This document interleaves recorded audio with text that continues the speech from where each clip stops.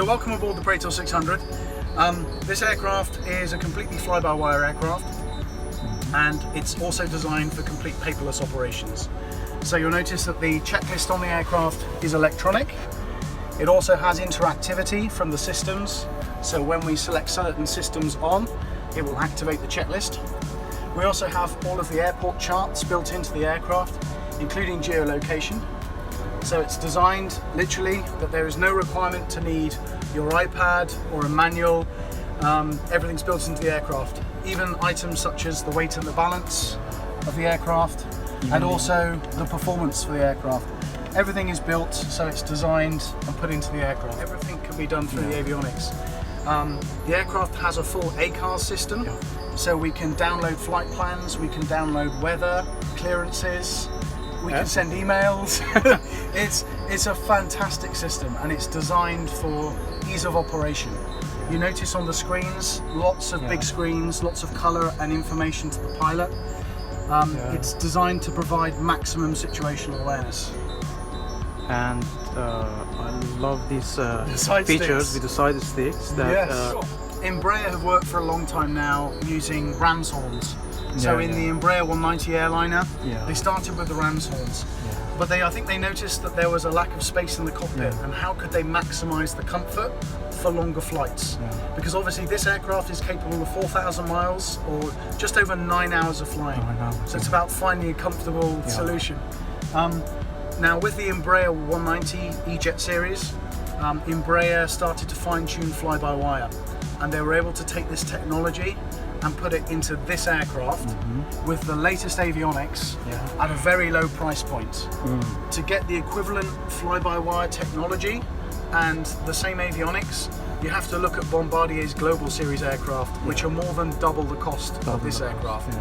So it's one of the most technologically advanced aircraft in the category. With a clean sheet design. It's very much the Legacy 500. Oh, Legacy, and you can think of it as Legacy 500, but what we've done is we've put bigger winglets on the aircraft to make it slightly more efficient.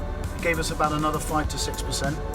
And then also what we've done is we've added 2 extra fuel tanks into the aircraft. So we now have... To increase the range and... Exactly. We now have a forward tank and an aft tank as well.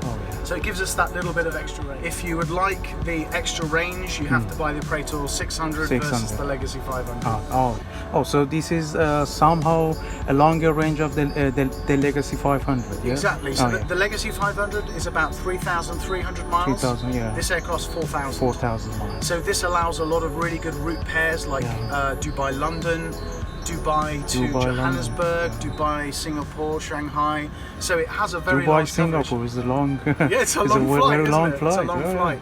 So it's a very, very capable aircraft. Other nice options, the aircraft has a full head-up display system. We also have infrared camera, forward-looking infrared camera. So if I load up the video for you, here we are, we can see outside. The aircraft is capable of overlaying this picture into the head-up display, and if you get operational approval, you can come down to lower minimas. So when the weather's bad, depending on the airport, you can get lower approach minima. It's a lovely system. It's a very nice aircraft to fly. The aircraft has full auto throttle.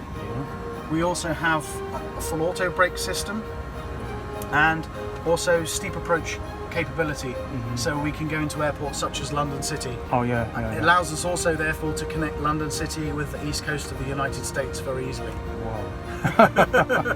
So I understand that this would be a game changer in that in its market segment. Absolutely, and very much so. We're very proud of our product and what it's capable of. But the advantage we have is a clean sheet design. So unlike some of our competitors maybe, which are developing the same platform, we've gone clean sheet, and it's enabled us to get a lot of advantages. Nice features, for example, for the pilots. Comfort, the table is here. So if you have to write any documents, or even if you want to have your lunch in the cruise, it's a really comfortable aeroplane. And as you can see, lots of space. It also has some of the biggest windows in the class.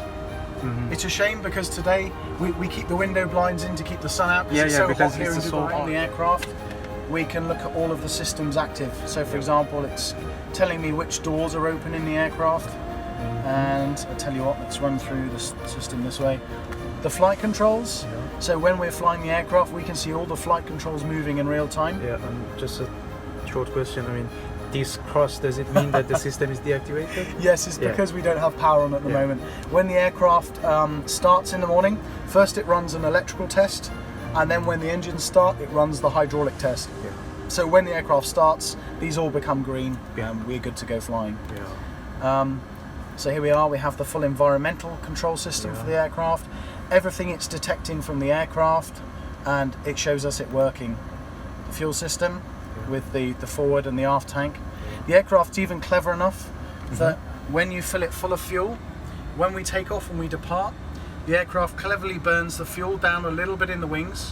When it gets to 11,000 pounds in the wings, it then takes the forward tank automatically and burns this fuel, because then it keeps the C of G aft, the weight aft, which means we get longer range. Yeah, and then it slowly burns the front, then it slowly burns the aft, then back to the wings. Back to the wings. And it makes therefore the aircraft very easy to operate. Yeah. We don't have to worry about fuel transfers or completing.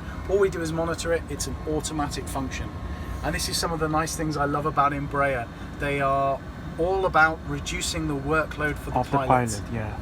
Other nice things, icing system on this aircraft is completely automatic.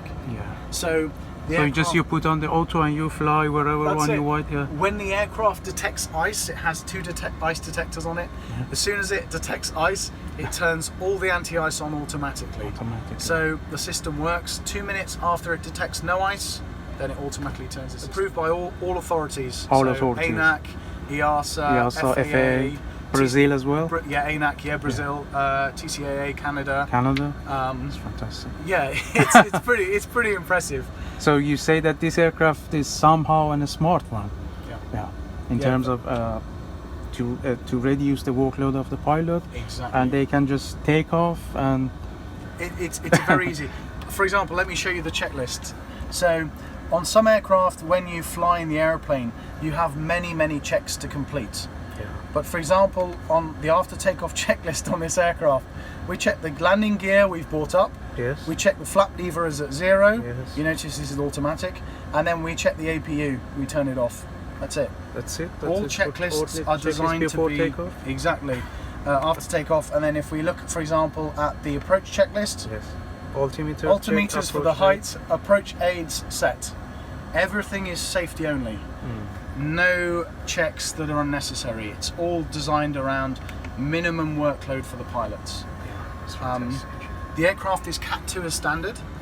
So Cat 2 it comes delivered with Cat 2. And for example, we've looked at the approach checklist here. We see 2 items. I'm now going to show you the Cat 2 approach checklist to show you the very little difference in workload. So if I now go to Cat 2 approach checklist. So first, the same 2 items, okay? Altimeters, approach aids. Autopilot, check on. Radio altimeter, if you need this for the minimums. Marker beacon. Audio.